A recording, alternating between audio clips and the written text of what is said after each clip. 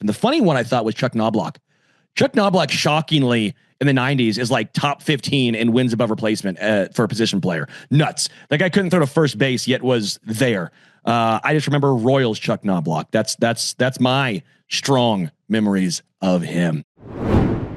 All right, welcome into another edition of the Draft Show. Make sure you like and subscribe wherever you are listening or watching to this. Sterling Holmes, Emma Lingan, Adam Weinrib. Going to go back a little bit here. We're going 90s, heading back to the 90s baseball. We're all going to pick a catcher, pick a first baseman, pick a second baseman, shortstop, and third baseman. We are going to have some fun in the 90s. I pick NSYNC, okay? I think I get all the NSYNC members. I think that's how this works. I will go first this time. Adam, you go second. Emma, you will go third, and you get that illustrious wraparound pick. I know it's very, very fancy. With my first pick in the 1990s Major League Baseball draft, I will select Mike Piazza. I've got to get my catcher out of the way early. I just think that's the smart move. I got to do it. The best hitting catcher of the 90s off the board. Give him to me. Adam, to you. I have to do the same thing you did. Yes, I have a list of funky, weird catchers that I could have selected, but I'm taking Pudge Rodriguez off the board. There are two bona fide Hall of Famers here, but there are a lot of big names, and knowing Emma's fandom, I know that she's got some fun catchers in her personal history too. But Pudge, for me, to start off my rock-solid infield. Yeah, it's a smart move. Again, sometimes you have to go positional value. I think catcher, there was a clear-cut 2, and then it drops down a little bit. And so for that reason, I feel like that was the smart move for us. But Emma, you get pick 3 and pick 4. Okay, so since I get 3 and 4 and Adam read my mind on the catcher, I'll go with not a catcher for number 3. Let's say give me Cal Ripken for pick number 3. That's, speaks for itself, I think. And then I will take a catcher because now that Adam has read my mind, I am worried he is going to take this catcher. Jason Kendall at number 4. Oh, I love Jason Kendall. One of my favorite stories about Jason Kendall is actually the time that he was supposed to. He wrote a book, and it was the time that he was supposed to have an off day. Well, I think the catcher who was going to catch for him was out sick or something like that. And he was told by his manager to take the day off. And he's like, I'm going to go out drinking. I'm just going to have my whole day off. You're not playing. So just get after it. I'm in a slump. Let's try and break out of this slump. Let's just do something different. Well, all of a sudden he had to show up it's a day game. Apparently he's still drunk. And he ended up going like 2 for 4, like 2 for 3 that day. And it broke him out of that slump. So I always thought that was a really fun story. So I love Jason Kendall. Oh, Royals legend, by the way, Jason Kendall. I'm going to have to say that actually fits really well. Maybe she'll be mad at me for telling this story, but my mom could never remember Jason Kendall's name. And so she would always call him Kendall Jackson, like the wine. So I'm like, that kind of fits with the story you just told. So that's perfect. Look at this. Yeah. She was actually right the whole time. Yeah. Adam, back to you. Pick number 2. All right, well, now that all the catchers are done, just got to give a special shout out to Charles Johnson, Javi Lopez, St. Alomar Jr., Jorge Posada. You're never getting selected, but you still hold a place in my heart. Most of the 1990s, this man was at shortstop, eventually changed positions, but my shortstop is Alex Rodriguez. God, you son of a gun. Locking him in. Seattle Mariners, A-Rod, and Pudge Rodriguez are the first 2 foundational pieces of my roster. Okay, so that's a great call, and you kind of have to look up to the 90s to see which guy played the majority of his 90s. Was any in the 80s? What was in the early 2000s? And he was still an absolute stud, obviously in the 90s, even as such a youngster. For me in the 90s, this was a little tough because this guy played, and I think maybe is majority known. Once it turned to the 2000s, long career, so it makes it a little hard. But I'm going to go Chipper Jones at third base. I'm going to go Chipper Jones at third base. That's my. I'll go Chipper. I was thinking of someone else who also was was just atrocious defensively, though. I feel like I couldn't do it. So I'll go Chipper at third. I now need first base, second base, and shortstop. At second base, there are some fun options, but I'm going to go with my personal favorite second baseman of that era. So I don't care if you think it's someone else. I'm going with it. Craig Biggio. I love Craig Biggio. The Killer Bees and Hughes. I love Craig Biggio. So I'm going with Craig. I don't care if you think it's someone else who I can't say the name because one of you is probably going to take him, but I love Craig. So give me Craig. Adam, to you. Well, we're in the second base danger zone for sure. I need first, second, and third right now, but I've got a random collection of second basemen that I feel like I'm going to have fun with in my fifth round. So let's take our first baseman, and there's boom or bust here. I'm going with a member of the 500 home run club, the one that might get overlooked, but that might provide me the most production, and that's Jim Thome. So other options on the board for me, but I just have to go with the old big swinging country slugger. Yeah, that's a fun one. I like that one a lot. It's a good call. Good call. I believe we go now to Emma for 2 in a row. Emma, who you rolling with? Okay, so I got my shortstop and my catcher. Let's go first base. Mark McGwire. We go Mark McGwire. I mean, nice. Yeah, little tainted legacy, but whatever. He's still a legend. So I'm gonna go Mark McGwire at first. Now what do I need? Third base. Third base is a tough one. Let me think about this now. Maybe what about Wade Boggs? You go Wade Boggs? Yeah, it's a great call. My heart. Yeah. Okay. Yeah, we're gonna go Wade Boggs. It's a great call. There's one other obvious third baseman I feel like that's going to be left for Adam. I think he's going to go that route. All right, Adam, to you. Are you going that route or not? I don't know. I got Jason Kendall a little bit there. I have a third baseman. I don't know if he's the obvious one that you're thinking, but there is nobody. Maybe all of Montreal wishes they had finished the 94 season, but this guy really wishes he had finished the 94 season. He might have hit 400. He might have been an earlier draft pick, but unfortunately that season doesn't go into the books that way. Matt Williams is my third baseman. Great Giant, great Cleveland third baseman for a time, eventually a Diamondback in the late 90s, 99 All-Star with the Diamondbacks at Fenway Park. Give me Matt Williams. That's a really good underrated pick right there. I was actually going to say Edgar Martinez. Now that third base has been cleared out, I thought Edgar, I know he's more of a DH, right? But technically he was also third base. No one picked Edgar Martinez, but I think Matt Williams is actually the sneaky pick there, especially if we're taking defense into consideration here. All right, it goes to me for my final 2 picks. I do need first base and I do need shortstop. First base, this surprised me here. Just so you know, Craig Biggio in all of the 90s was 4th in wins above replacement as a heads up. But at first base, I wouldn't have thought this. Jeff Bagwell was number 1 first baseman with wins above replacements. I don't think I'm going to go with him because then I'm just feel like I'm picking too many Astros. So I am going to go with the guy who was 5th in wins above replacement in the 90s. That is Frank Thomas. Frank Thomas is who I'm going to go with. A's legend, obviously. I'm taking that version, not the White Sox. I want the A's version of Frank Thomas. I'm kidding, by the way. Give me Frank Thomas as my first baseman, the big hurt. And then at shortstop, I was deciding between 2 guys. Do I go defense first? Longevity?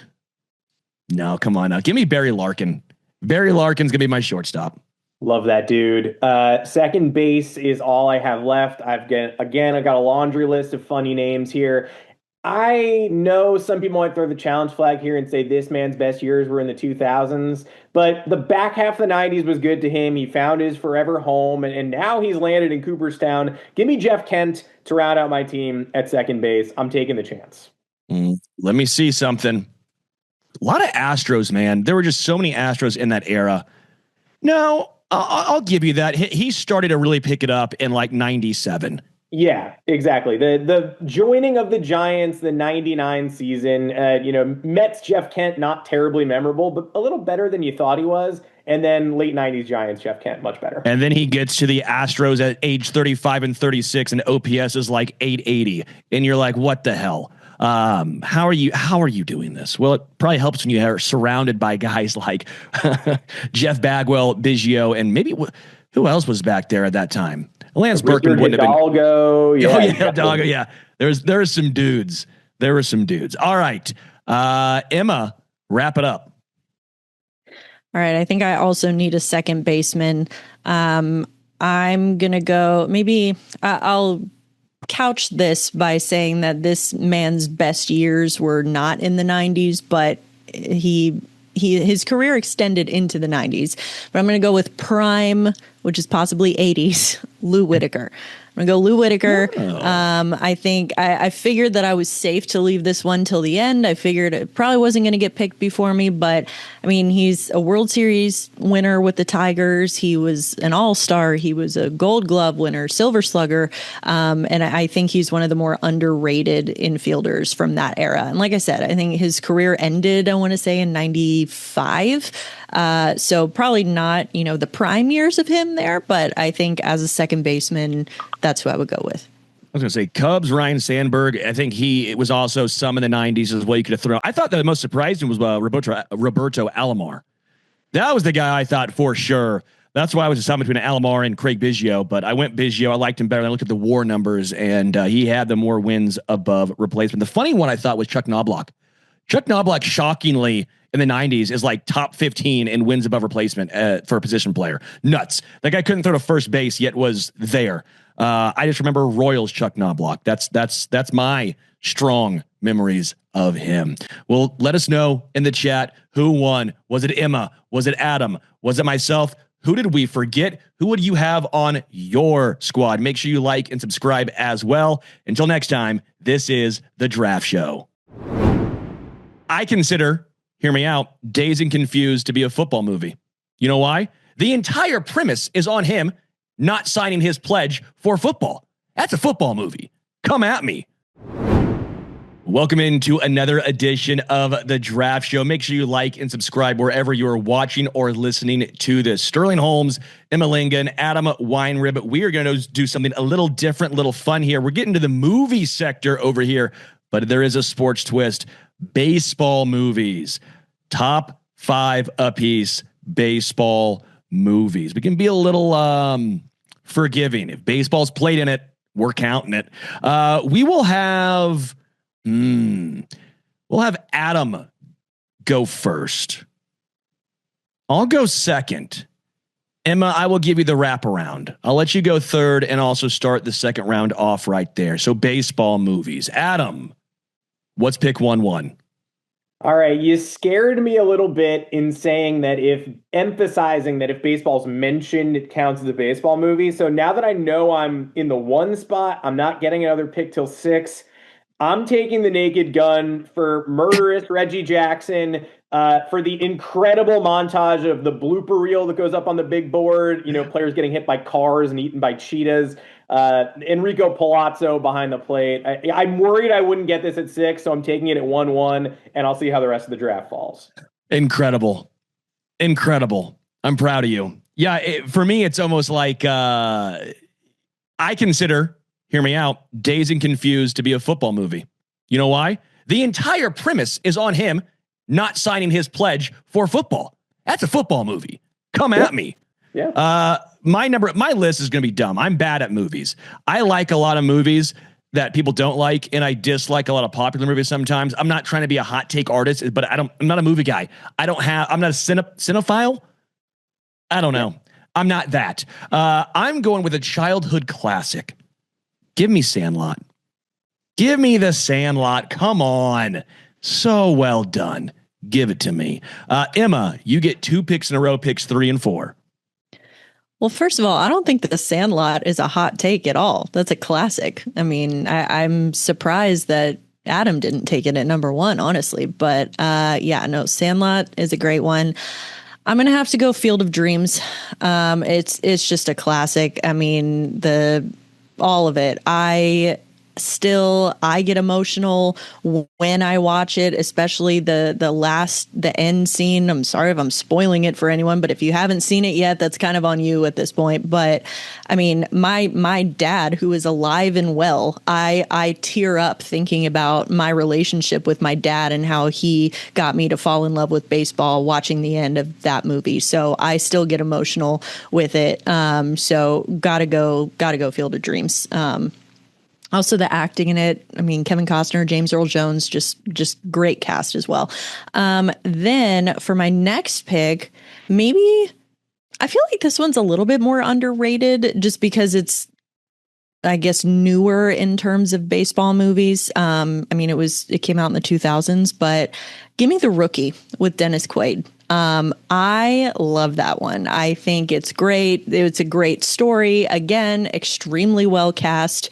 I think that it's one that kids can enjoy it. I got into it as a kid, but adults can enjoy it as well. It's a true story. It's very heartwarming. And yeah, I really like The Rookie.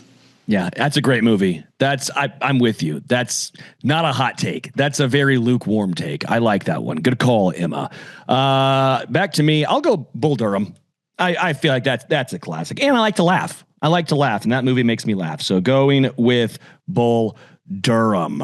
I feel a theme here why I kind of like the funny ones. That's kind of, I guess, more or less what I'm about. All right, Adam, to you. You get 2 picks. Well, Sterling, I'm very thankful you went in the direction you did because you cleared up a logjam for me. I had 3 movies for 2 spots, but I lost Bull Durham. So now I will take Major League with my second pick. For my money, the funniest baseball movie of all time. There are plenty of situations in the current game that do mirror this as well, where the owner actively wants the team to lose, and occasionally the team rebels against it and does well. Shout out Willie Mays Hayes. Shout out Pedro Serrano. And my third pick, Moneyball. How could you not be romantic about baseball? How could you not be romantic about an A's team that won 20 straight, but also actually didn't win a playoff series? And let's not talk about that. Scott Hatteberg is a household name. Ron Washington, because of this movie, people know those people. Yeah. Even though it glosses over Mulder, Zito, and Hudson, I'll still take Moneyball in the 3rd round. It's extremely hard. How hard is it to play first base? Tell them it's not hard. It's extremely hard. All right. That's a good call. I'm mad at you because you took that movie and that was my next movie. I will go with a movie I remember watching as a kid and thinking it was really good. And I've not watched it since then, but I doubt it does. The Natural. Give me The Natural. I don't know why, but as a kid, did anyone else watch it like in school? I feel like we watched that movie in school. Like on the old time, you'd wheel in the well, it was big, but it's a small screen. Those old timey TVs with a VHS. That's what I remember watching the Natural on. Anyone else? I feel like somebody showed me the scene where he hits a light fixture with a baseball. Only that, though. I don't know if I watched the whole movie as a kid, but I got shown that plenty. Yeah. All right. I'm going with it. So I don't care. No one else apparently watched that in a school. Maybe I just had good or bad teachers. The choice is up to you. Emma, you have 2 picks in a row. Which way are you going? Oh, this is tough. There's so many good ones. Moneyball, thankfully, that you took that one away from me. I got to go with A League of Their Own. I go with A League of Their Own. It's a fantastic movie. I mean, for women in sports as well. There's no crying in baseball. I mean, come on. It's a fantastic movie. So give me A League of Their Own. In fairness, though, the only thing I can think about now is when is it Sandra Bullock when she does those commercials of the what's in your wallet or whatever those things are? Jennifer Garner. I get them confused. I'm telling you, you've never seen them in the same room before. Sandra Bullock and Jennifer Garner, I've died in this. I can't tell them apart. I can't do it. Which one was in Pretty Woman? I think neither. Yeah, neither. well okay. I get them all. Sorry, I get confused. Okay, it happens. Not sometimes. Not a cinephile. It's okay. I told you, I'm not a cinephile. I don't even think that's a word, but I'm not one of them. All right. Well, all I think about now when I hear that scene is the what's in your wallet. That's all I can think about is that commercial now. It kind of ruined it for me a little bit. All right. Your next pick. Oh, man. Oh, this one's hard. I think. Okay. Again, I'm going a little sort of maybe unexpected with this one, but since I know that I won't get another pick for a while, I'm going to go with Trouble with the Curve. I say Trouble with the Curve. It's a newer one in the grand scheme of things, but I like it. Again, I lean into as a woman who works in baseball. I really like the character, Amy Adams' character in that movie, and you got Clint Eastwood, Justin Timberlake also really good in that movie, surprisingly. So I got to go with that. Julia Roberts. That's who is in Pretty Woman. And by the way, I also get her confused with Sandra Bullock and I can't think of the person. I can only think of two things at a time. Jennifer Garner. I'm telling you, I've never seen all three of them in the same room at the same time. They probably have for like the Oscars or something like that, but I don't care. I've not personally seen it. My fourth pick, Bad News Bears. It's a 2-for-1. It's like the longest yard. You get 2 for 1. I get a 2-for-1 here with the Bad News Bears, the OG, and then what's the other one with the guy in Landman, Billy Bob Thornton. Yes, that's what I'm thinking of. So Billy Bob Thornton. I get both versions. So I'm going Bad News Bears. Adam, you get your, I believe, final 2 picks here. Yeah, let me wrap around. This is tough. There are some great contenders in here that I think I will leave on the board for everyone. I want a Costner in my portfolio, so this is a worse movie than the ones that have been picked, but I'll take For Love of the Game. Also for catcher John C. Reilly. As a Yankee fan, it does pain me to pick the movie about an aging pitcher who finds his fastball one last time at Yankee Stadium. Billy Chapel, I consider baseball stadiums to be chapels. The symbolism is obvious there. A little too obvious. Again, this movie's not very good, but I am picking it. And then my final selection is way less heavy-handed. I'm a huge Cape Cod League baseball fan, so give me Summer Catch, Freddie Prinze Jr., romance on the island between the Chatham A's player and, Cape Cod local. I actually don't remember how the plot goes, but fun to see a rom-com set there, and you don't get too many of those in the game of baseball. So I'm not a huge baseball movie buff either. I wanted Summer Catch. I'll take it. Yeah, so I'm going with a movie that I knew no one was going to pick. This movie has 30% on Rotten Tomatoes, okay? So I know. I get it. People don't like this movie. I don't care. Bernie Mac, Mr. 3000. I don't care. There's a lot of good movies still on the board. Give me Bernie Mac and Mr. 3000, okay? I told you I'm not a cinephile. Emma, your final movie. See, now this is hard because there are so many good ones left on the board. I mean, like, you got Little Big League, you got Rookie of the Year. I mean, those Who are would like... have thought that Mr. 3000 was an option over those movies? I mean, But here's the thing, though, is that both of those, I think, are a little bit more like classics. I'm going to have to go with Adam down the rom-com route, and I'm going to have to go with Fever Pitch. I think it's a really cute movie. It's a very cute movie about, it's Jimmy Fallon and Drew Barrymore, and he's in love with baseball and gets her to fall in love. Well, specifically the Red Sox gets her to fall in love with it. It ends up, kind of coming between their relationship, but also weirdly ends up bringing them together. So I think it's a cute movie, and I'll go with that one.